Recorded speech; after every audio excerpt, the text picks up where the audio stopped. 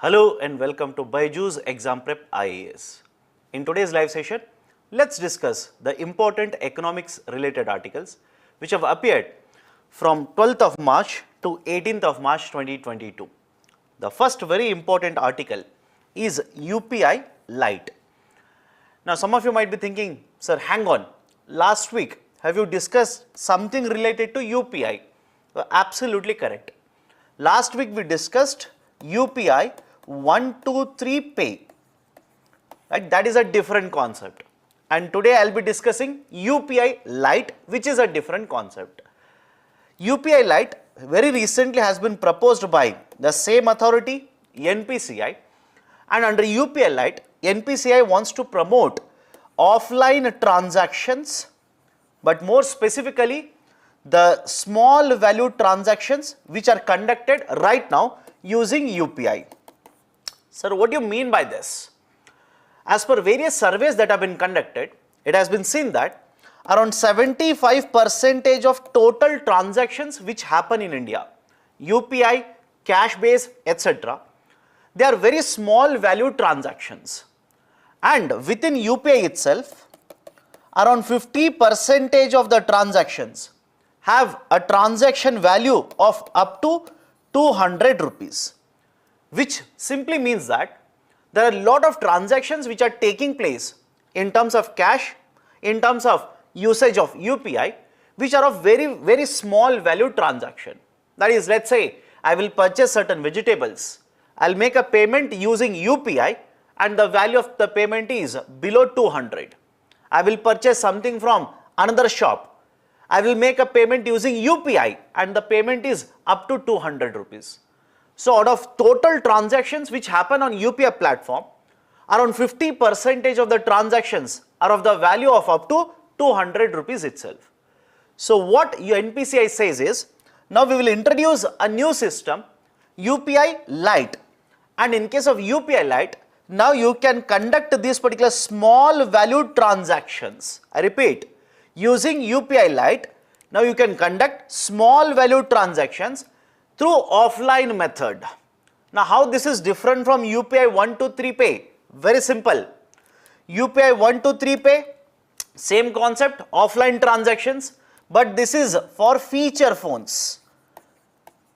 Right? What do you mean by feature phones? In simple terms, not smartphones. Right? Any phone which is not a smartphone is a feature phone. Best example, Nokia 1100. I'm pretty sure all of you have seen that particular picture of 1100 as such, right? So this is applicable for feature phones. What about UPI Lite? This is used by smartphones. Remember this. This can be used by smartphones. That's the first very important feature.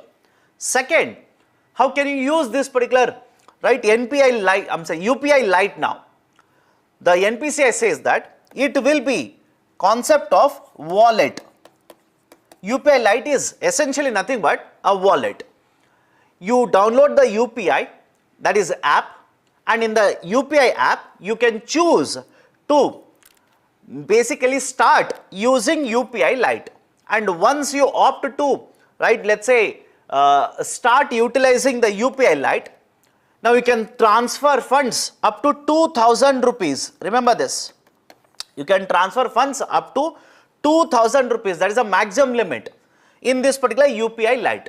And once the funds are there in the UPI Lite, now imagine you purchase certain vegetables or groceries from a shop, and if the value of these particular groceries is, let's say, 150 rupees, you don't have to make the payment using UPI platform, that is through online methodology. You can simply open up this particular UPI Lite, right, and make the transaction. And please remember this, per value, I can understand this, per transaction the maximum value that would be allowed is 200 rupees. Do not be confused here. The maximum amount that you can keep in this particular UPI Lite wallet is 2000 rupees, maximum amount. And per transaction, the maximum value of the transaction that you can conduct is 200 rupees. Right? Through this, NPCI is trying to promote the offline digital payments which are of smaller value. Apart from this, what are the other very important points here? NPCI clearly states that when you transfer the funds into this UPI Lite, you can do this particular transfer of the funds only online. Right? The transfer of the funds is only allowed using online method. But the payment that you are doing using UPI Lite can be done offline. Is it okay? The payment that you are doing can be done offline, but the transfer of the funds shall be done only through online. And that is the reason they will use a very technical statement. They will say that initially, that is in the first phase, UPI Lite will be near offline. I'll write the term here, have a look at this. In the beginning, that is in the first phase, UPI Lite will be near offline. What do you mean by near offline here? In simple terms, whenever the transactions, that is payments, are made in offline method and any credit transaction, debit offline, credit would be online. What do you mean by credit, sir? You want to transfer funds into UPI Lite, can be done only in online method. There are certain refunds that you will have to receive, right, under this particular UPI Lite, can be done only in online method. So credits will be online now, whereas the debit transactions will be offline. That is the reason they are using this statement saying that UPI Lite initially, that is in the first phase, will be near offline, but over a period of time it will be completely offline. Now what is the advantage here? As already mentioned, NPCI wants to promote more and more offline transactions. Right? More people, we imagine you do not have internet connectivity at that point of a time. In that case, you cannot make UPI transactions currently. Now with UPI Lite, even if you don't have internet connection, you can simply make these particular small value transactions. So these are certain very, very important points related to NPCI's UPI Lite initiative. Now based on this, I have given a MCQ here. Consider the following statements regarding UPI Lite. The balance in UPI Lite will be earning interest at a repo rate. Very interesting statement. Will you get any amount that you keep in any of the wallets that you are using right now? Imagine you are using Paytm wallet. You have transferred funds from your bank account into Paytm wallet. Do you think Paytm is going to pay interest on that? Absolutely no. Same logic applied here also. Right? This UPI Lite is a kind of wallet itself. And when you transfer the funds into this wallet, do you think NPCI will pay you money? Absolutely no. Statement is wrong. The highest amount of balance allowed in UPI Lite will be 10,000 rupees. Even this particular statement is wrong. What is the highest amount? 2,000 rupees. At any point of time, nothing more than 2,000 rupees can be maintained in the UPI Lite. Both the statements are wrong. Right option will be option D here, neither 1 nor 2. Next, a very important article. The final decision has been made. Federal Reserve has decided to increase the interest rate. Although I am using the term interest rates here, please be very careful. The technical term here is Federal Funds Rate. Federal Funds Rate, FFR. Now this particular decision has been made very recently by the Federal Reserve. I am saying Federal Reserve. Some of the newspapers or let's say magazines will simply use FOMC. Federal Open Market Committee. FOMC stands for that. Now what are the important points here? First and foremost, what do you mean by federal funds rate or Fed funds rate? Please understand this. Federal funds rate are generally announced by the Federal Reserve or FOMC, which is always given in the form of range. Unlike let's say repo rate, which is announced by RBI in India or let's say Monetary Policy Committee in India, federal funds rate is never given in an exact value. For example, MPC will say repo rate is 4%. Repo rate is increased to 4.5%, 3.8%, again just a hypothetical number, although generally you don't see this kind of an odd number in the form of a repo rate. But anyways, the point here is whenever RBI or MPC announces a change in the repo rate or the repo rate, generally they choose an exact number. Whereas in the context of federal funds rate, it is never an exact number, it is always a range. Until very recently, the federal funds rate was 0% to 0.25%. Now with the latest announcement, it has been increased to 0.25% to 0.5%. Now what do you mean by this? That's the first question.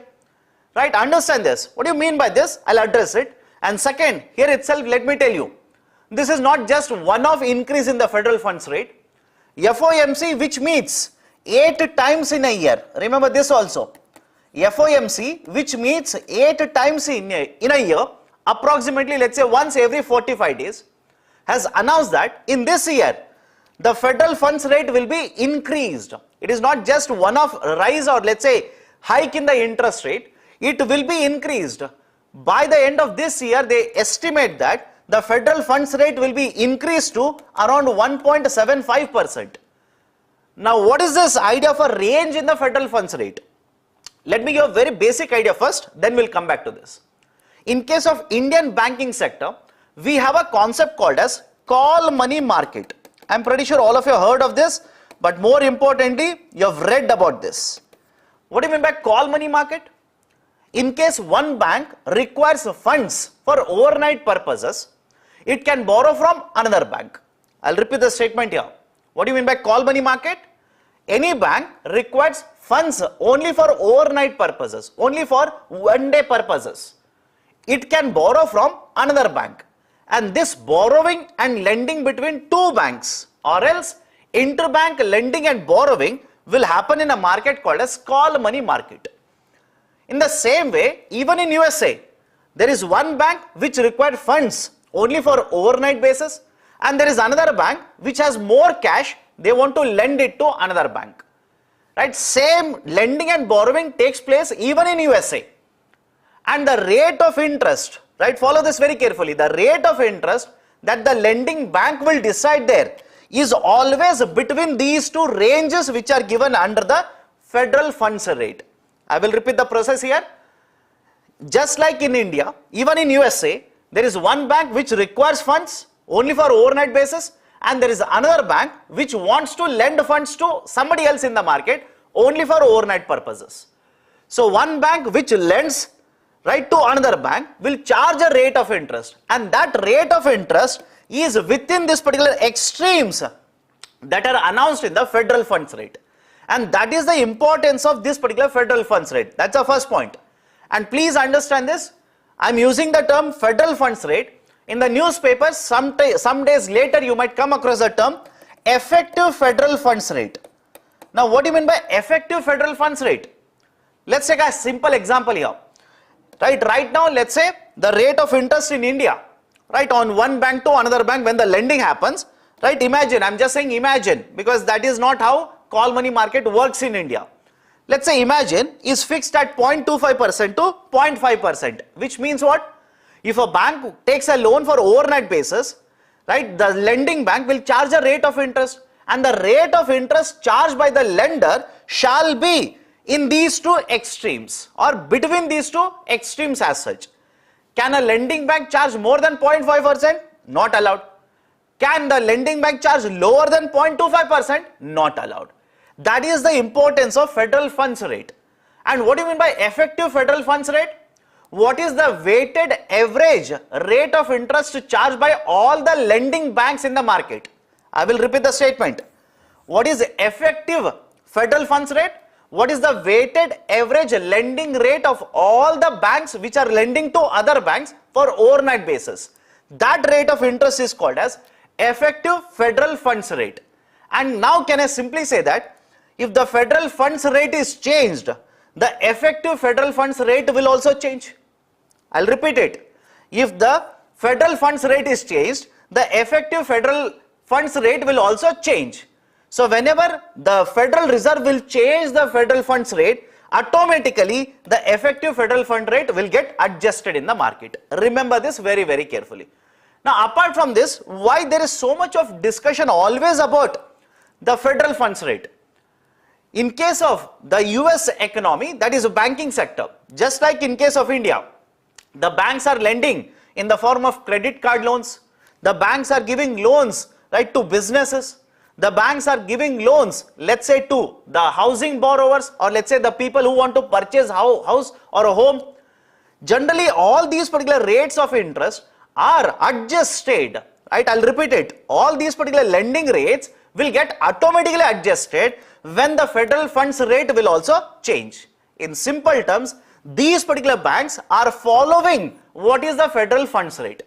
If the federal funds rate rises up, these particular banks automatically will rise up their lending rate. If the FFR, that is the federal funds rate, decreases, these banks will also automatically reduce the lending rate. Now, why is the federal funds rate increased? Why it has been hiked? Very simple.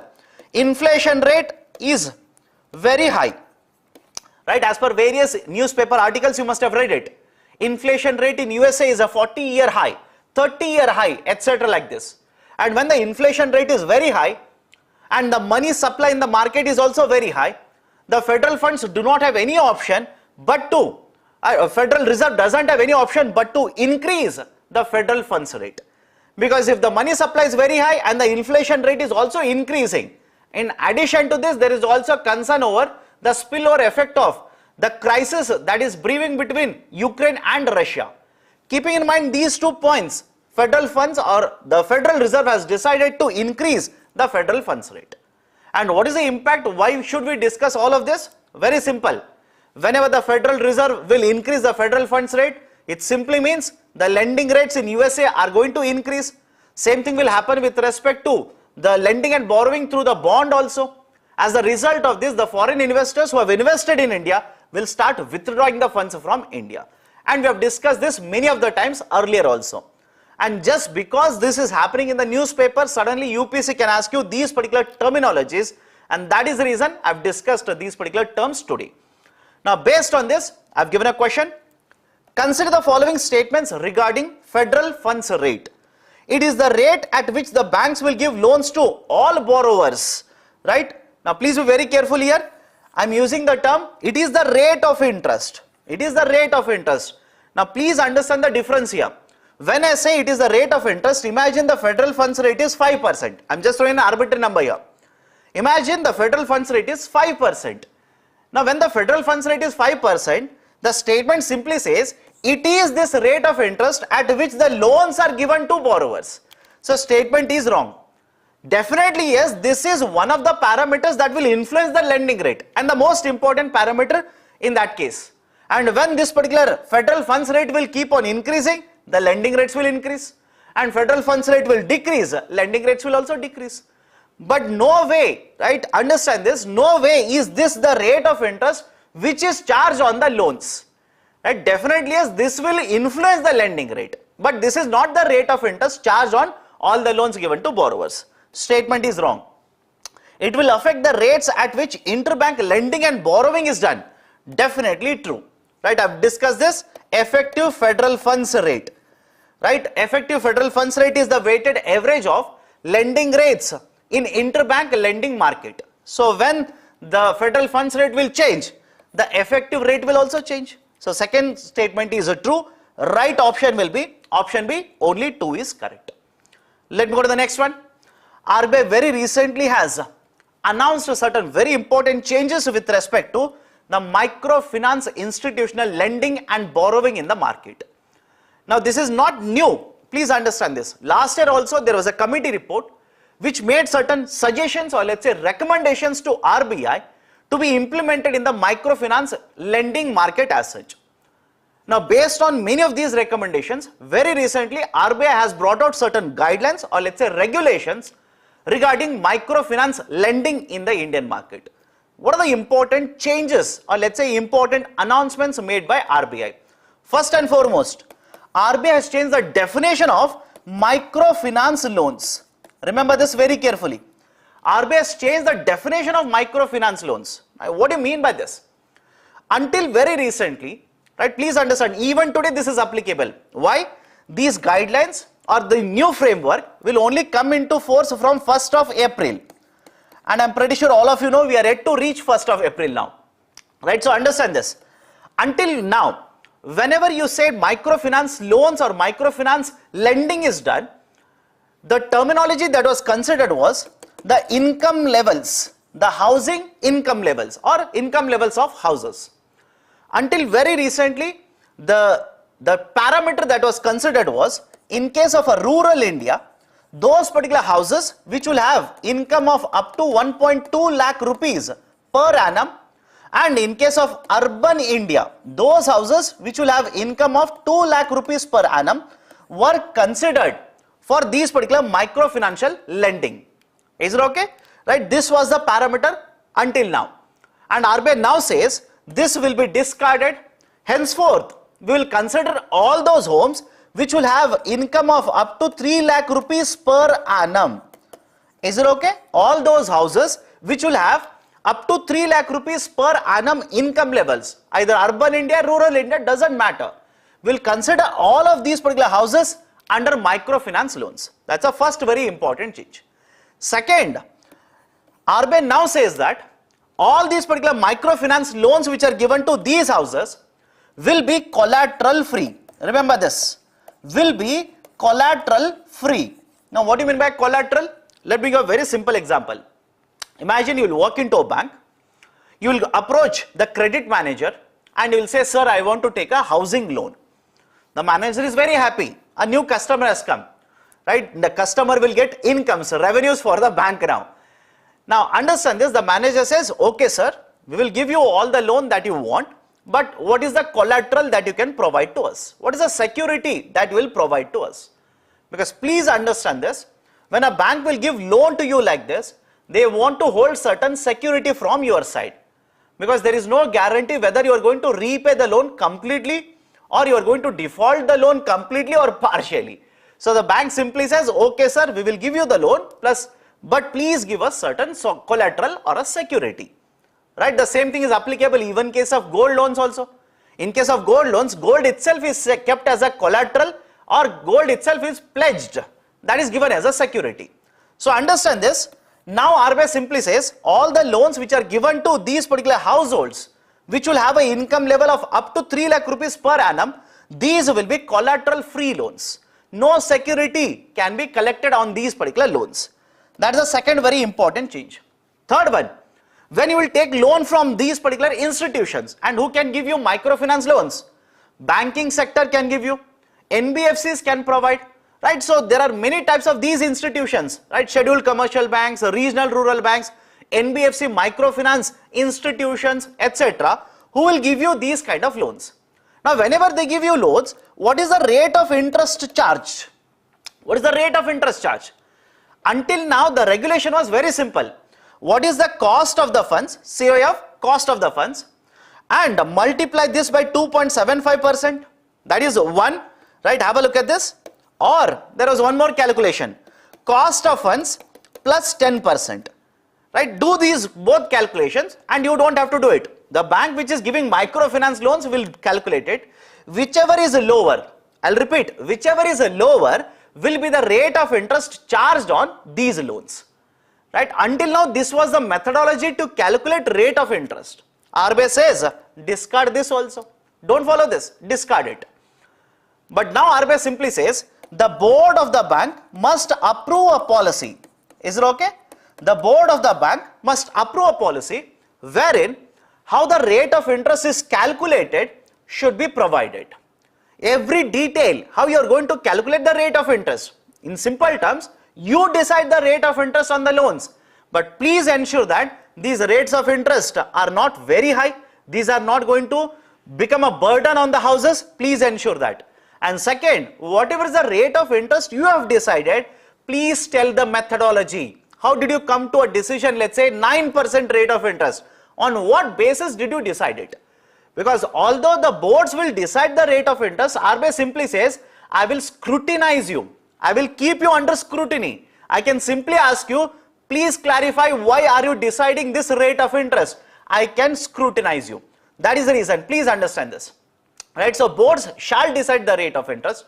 But please understand, this will come under the scrutiny of RBI. First point. And second point, whatever is the rate of interest that is finally decided by the bank like this, or let's say the lender like this, it has to be given in clarification, or it has to be clarified to the borrower. A fact sheet, in simple terms, let's say a pamphlet has to be given by the lender where how the rates of interest are decided shall be explained to the borrower. That's the first point. And second point, no charges shall be imposed on this particular loan. When you are going to give the loan, no charges can you impose which you have not disclosed to the borrower. You cannot simply quietly add these particular charges and collect it from the borrower. No, you cannot do that. And even with respect to recollection methodologies, when the agents will go for recollection, RBI now says the agents shall not use any illegal techniques, right? The recollection has to be in a very right manner, and the board or the bank or the lender has to ensure that now, right? This is one more very important change with respect to rate of interest. What about repayment? In the context of repayment, if you are going to repay the loan early, right? Imagine you have taken loan for, let's say, 10 years, but you are making earlier repayment. In such cases, penalty cannot be imposed by the lender. No penalty shall be imposed by the lender. And the fifth very important regulation here is, whatever is the lending given to these particular households, please understand there will be a limit on the loans which will be given to these households. Why? If there is no limit, right, all these particular households which will have income up to 3 lakh can be targeted by the lenders. They will give lot of loans to these particular borrowers, and now these borrowers will have to keep on repaying all of these loans. Don't you think already they are burdened, right? Their incomes are lesser. Now if the banks give lot of loans to these particular borrowers, now they will further fall into debt like this. So there is a limit, right? How much loans can be given? RBI now says that the repayment that is done on all the microfinance loans, follow this very carefully, the repayment that is supposed to be done by these households on all the loans that they have taken should not be more than 50% of the monthly income. I will repeat the statement here. The repayment that is supposed to be done by these particular households should not be more than 50% of their monthly income. Sir, what do you mean by this? Imagine here is a household which has 3 lakh rupees per annum income, and let's say hypothetically monthly they are going to earn the same right amount of income. So monthly income will turn out to be how much? 25,000. So the amount of microfinance loans which are given to this house, the repayment on that should not be more than 12.5 thousand rupees or 12,500 rupees. And this repayment, when I say, it is inclusive of principal plus interest. So these are some of the very, very important changes that have been announced by RBI in regards to microfinance lending. Now based on this, I have given a question. Consider the following statements regarding microfinance loans. Collateral free loans given to all the households will be considered as a microfinance loans.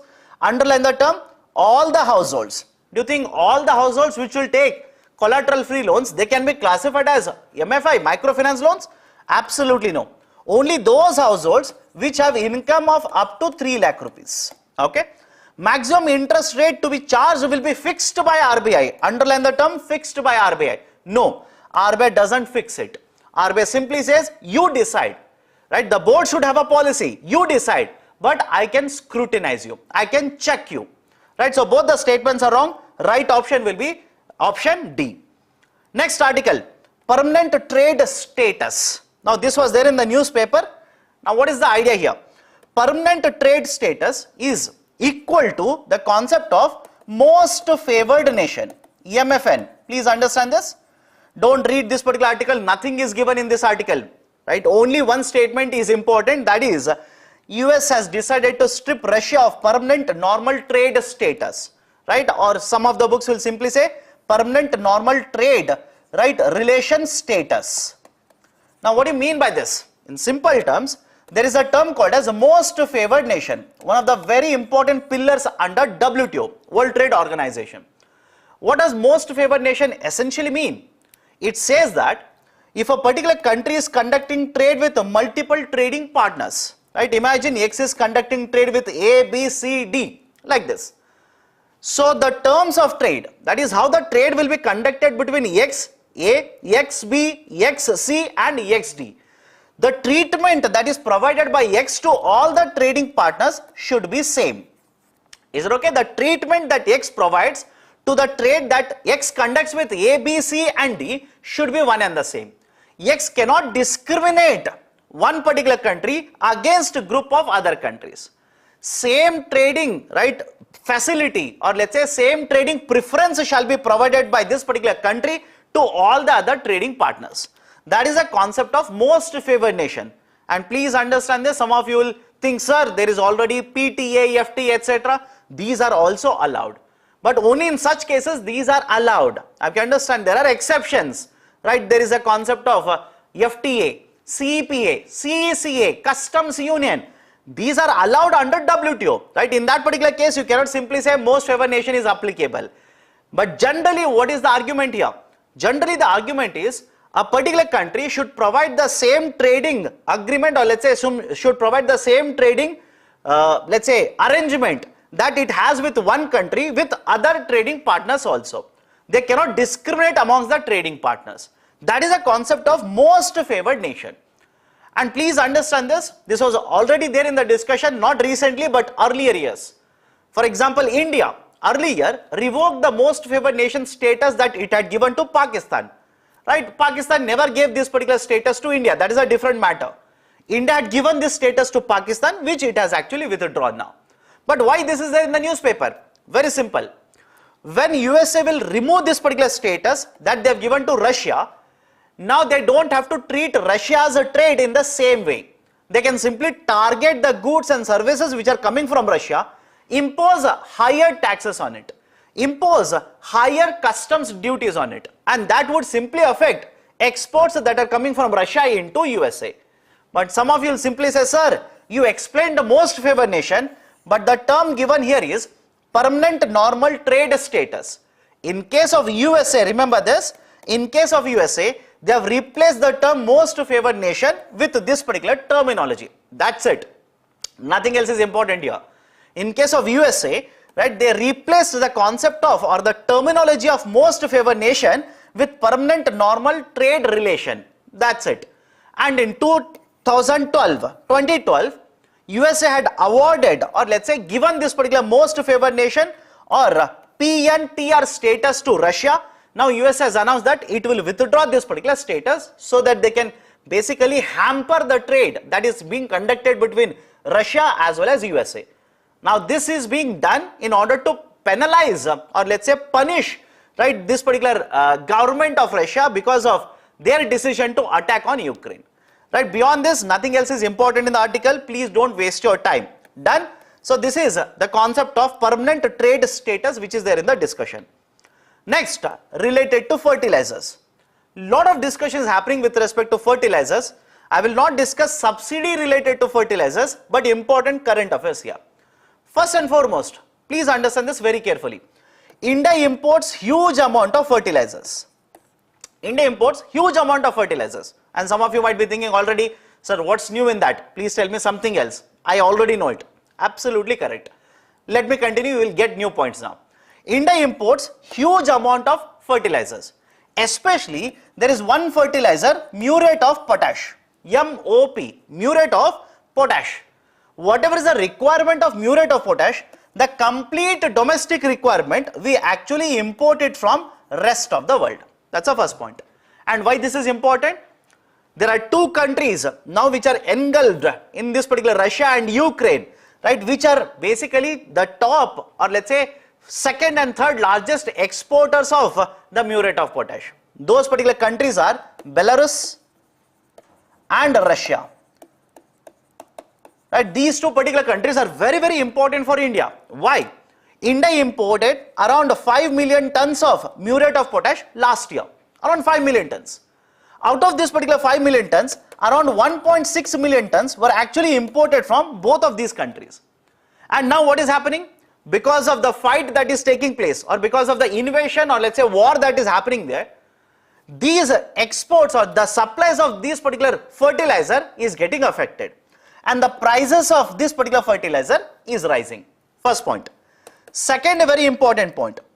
What about other fertilizers? You manufacture urea in India, you also import urea into India. But to manufacture urea, you require natural gas. Remember this.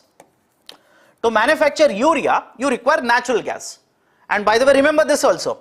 Around 70% of the cost of the 70% of the cost of the urea is because of natural gas. And what has happened with respect to prices of natural gas in the recent times? The prices of natural gas has increased. And when the price of natural gas increases and India imports more than 50% of requirement of natural gas, what do you think will happen to cost of production of urea? Cost of the production of urea is also supposed to increase. But in case of India, out of all the important fertilizers such as the urea, muriate of potash, diammonium phosphate, majority of the consumption is in the form of urea. That's the first point, remember this. Majority of the consumption is the form of urea. And that's not the only concern here. The bigger concern is cost of urea, the cost of production of urea comes somewhere around 900 rupees.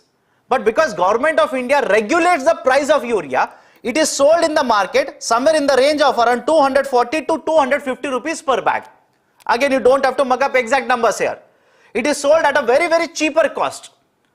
As a result of this, now the subsidy burden for the government on fertilizers is expected to increase. Sir, how much? For the current fiscal, that is the financial year 22, in the budget we estimated around 80,000 crore rupees. Remember this. In the budget we estimated, again for the current financial year, we estimated around 80,000 crore rupees. And very recently, right, in the recent presented budgeted the numbers as such, government has revised this particular number to 1.04 lakh crore rupees. 1.04 lakh crore rupees, which is essentially a 30% rise in the subsidy given for fertilizers. That's one point. Second point, another bigger problem here. For the next financial year, Government of India has allocated 1.05 lakh crore rupees. 1.05 lakh crore. And various experts are already estimating that because of these particular issues, the subsidy that the government will actually bear, or the subsidy expenditure that the government will end up paying, will be 50% more than this. We are expecting somewhere in the range of around 1.5 lakh crore rupees. And this becomes a problem. Third reason, have a look at this. This becomes a problem for a simple reason. If you look at the subsidy burden of the government in case of other commodities or other goods, for example, fuels, the government subsidy burden has actually come down. Whereas on the other hand, the subsidy burden for the government on fertilizers is actually increasing. This will be problem for the government in order to meet the fiscal deficit target. So these are some of the very, very important points related to the fertilizer discussion that has been provided in this particular newspaper article. Let me go to the next article. The next two articles are related to inflation. Again, for the month, right, the previous month, the inflation rate for CPI WPI has been published. Should you mug it up? Absolutely no. But the fact of the matter is CPI inflation rate is more than 6% now, and WPI is more than 13%, and that's a cause for concern. I'll not discuss that. Let me discuss two conceptual areas related to both WPI as well as CPI. First and foremost, related to WPI. Earlier there was one committee which was set up by the government, Ramesh Chand committee, which has given recommendations for rebasing WPI, wholesale price index. Right now the base year for WPI calculation is 2011 and 2012, remember this, and for CPI it is 2012. Now every now and then, I can understand this, once every 5 years, 6 years like this, government will set up a committee and conduct the exercise of rebasing, changing the base year, changing the calculation, changing the basket of these particular indices. Now in case of WPI, what is given in the article? The committee had recommended that the Government of India should change the base year from 11 and 12 to 2017 and 18. Is it okay? The committee recommended that the base year should be changed from 11 and 12 to 17 and 18. That's the first very important recommendation. Second, in the current basket of WPI, we consider 697 commodities, and none of these commodities are services. Remember this also. Right now in the WPI calculation, do we include services? Absolutely no. Sir, what about CPI? Yes. Under CPI, we actually include services. So 697 commodities are there. Rebase, right? Change the base here as well as the composition. Increase this as per the committee recommendation. This particular number is supposed to be increased to 1196 commodities, and not just that, the committee also has recommended that include services now. Include services because these are not counted right now. So these are some of the very important changes that have been recommended by the committee, and now the article simply says that the government is holding consultations amongst ministries. The talks are happening, and very soon you might see a change in the base year as well as the methodology of calculation of WPI. That's the first article I want to cover related to inflation. Much more important is this article, CPI calculation. First and foremost, remember this, in the context of CPI, right? Please remember this, the base year is 2012, already mentioned, but more importantly, when you talk about CPI headline or CPI overall inflation, more importantly, CPI overall inflation, we consider 299 articles, or let's say 299 commodities, right? Collect the data as to what is the price of this in the overall market from certain areas, then calculate and provide what is the CPI inflation rate. I will not tell you the methodology, but I will tell you the problem related to the methodology. This article simply says that out of these particular 299 articles, there are certain articles or the prices of some of the items are collected from the market which are outdated. These articles or these particular areas from which the prices are collected are of no use currently. For example, the article says that to measure what is the rise in the prices of smartphones in India, we generally take the prices of Nokia phones, Nokia smartphones. And the article simply says, why are you collecting the data of a market price of Nokia phones today? Nokia phone is not the market leader. Nokia is not the market leader in India. Maybe 15 years ago, 20 years ago, when you actually formulated a basket, yes, Nokia was the market leader. Today, Nokia basically has around 2% market share, and you're using the prices of Nokia phones as a proxy for measuring the change in the market price of smartphones in India. Don't you think this is a faulty collection of data? Not just this, the article also says we are collecting the prices of cable TV connection. Now, I understand we are in the age of digital TV, and more importantly, the households are shifting to OTTs now. So what is the use of collecting the data related to cable TV connection? What about VCD and DVD for hire? Who is taking them now? Right? What about CDs, DVDs, audio, video cassettes, tape recorders? We are even today collecting the prices on these particular commodities. And the article says around 10 to 12% of the articles which are on which the price data is collected, these particular articles are not used in the households on day-to-day basis now. These are no more used, right? They will simply say these are defunct. These are simply defunct. But even then we are collecting the data on this. Hence, the article basically says that we should revise the methodology here also. We should look at this particular basket of commodities. We should remove those particular items which are defunct, which are of no use for the households now. Right? So remember this. Right? This is the discussion provided in the article. Next, bank recapitalization issue. Now, a couple of years ago, let's say around 5 to 6 years ago, many of the banks in case of India were facing the issues of mounting losses, mounting NPAs, that is a non-performing assets, etc. Now, to provide certain relief to these particular banks, I am talking about public sector banks, by the way, because Government of India is the majority owner, majority stakeholder in these particular banks. Government started the concept of recapitalization, wherein government would infuse capital into banking sector, that is public sector banks, and in the budget, government would simply announce how much recapitalization would be conducted in the next financial year. Now, what is given here? Have a look at this. For financial year 16, the recapitalization amount was 25,000. Right? Later years, it has increased, has hit a highest level of 1.06 lakh crore rupees. But in the recent years, the recapitalization amount which is allocated by the government has actually come down. For the current year, that is financial year 22, initially the budget estimate was 15,000 crore rupees. And Government of India now simply says that we may not end up spending or let's say providing full 15,000 crore. Only around 4,600 crore rupees would be utilized out of this, and that too for one bank, Punjab and Sindh Bank, PSB, Punjab and Sindh Bank.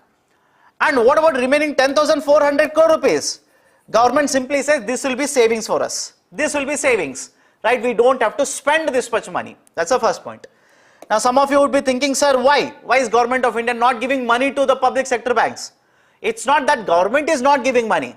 It's just that the performance of the banking sector has started improving. Many of the banks have started reporting profits. Many of the banks have gone to market, sold the shares, are able to raise capital from the market. As a result of all of this, the balance sheet of the banking sector has improved. And that is the precise reason now Government of India simply says, I don't have to spend 15,000 crore rupees completely this year, and more importantly for the next financial year, that is 2023 fiscal, government has not allocated any amount under the budget estimates for recapitalization. Is it okay?